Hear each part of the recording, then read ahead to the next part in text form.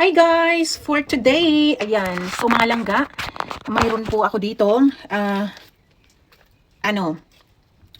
salmon or lachs in German. Tapos, ang gagawin ko, i-open natin to dahil sobrang laki. Kukuha lang po, mag-slice lang po ako ng maliit dito para lunch ko. And then the rest, ilagay po natin sa, sa freezer kasi masira po ito. So, slice lang natin to at ilagay siya sa maliit na pot. Ayan na.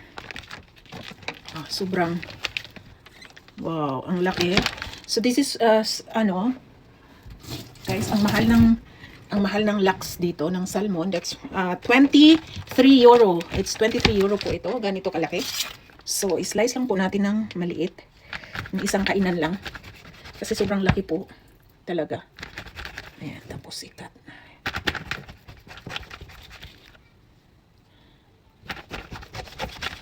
Ayun. Tapos, kupitin natin yung balat.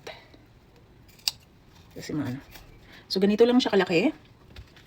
Ang isang kainan. Kasi, sobrang dami naman din talaga pag, bumibili talaga ako mga langga ng madami. Tapos, nilalagay ko sa freezer. Tapos, mamalingki din ako ng isda. Yung dura din, nilalagay ko din sa freezer. Kasi pag may bisita, at least mayroon tayong madampot. At saka, pati manok, at saka, beef. Ang dami kong frozen. Ayan, so, eto na. Ayan na. So, na-slice na natin ng 5 piraso. So, ito ngayon, ilalagay ko na siya sa maliit na supot, plastic, para i-frozen the rest. So, mayroon po tayo dito maliit na supot. Ayan. Sobrang yun.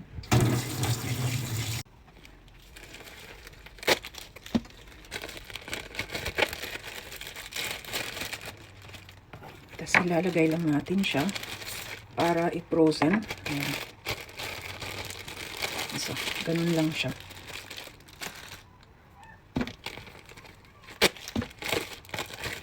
Ang mahal ng salmon, guys, dito, dahil wala kaming dagat dito, is, po to galing North or Norway. So, ito galing po tong Norway. So, kaya mahal ang aming So, and next. Pero, paborito ko kasi ang salmon, kaya kahit mahal, bumibili ako.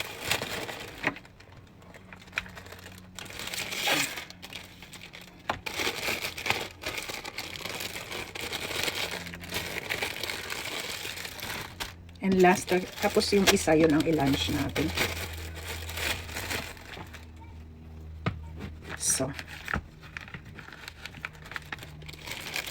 Ayun. So, last na po siya. And yung isa, ay ating hugasan, kunti. Tapos, i-rinse natin kunti. Tapos, ilagay sa oven. So, ito po yung ating mga frozen isda. At saka itong manok yun. Ready pa tayo dito. At saka itong galunggong. So, isa-isahin lang natin siyang ilagay. Ayun. Para safe siya. Ayun. At saka yung last. And that's it.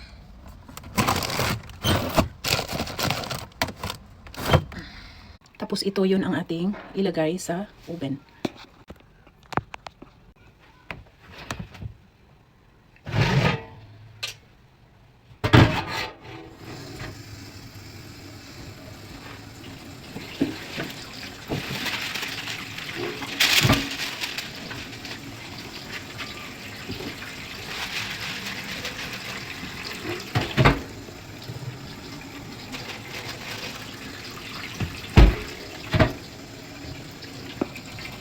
So, ayan guys, nilagay na po natin sa oven.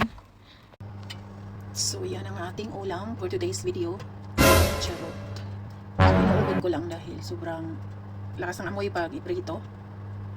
Bisitahin na natin. I-check natin siya, bisitahin. Ayan guys, malapit na siya. Malapit na tayo makakain. Gutom na kasi ako. And that's it for today. 5 more minutes siya. Bye!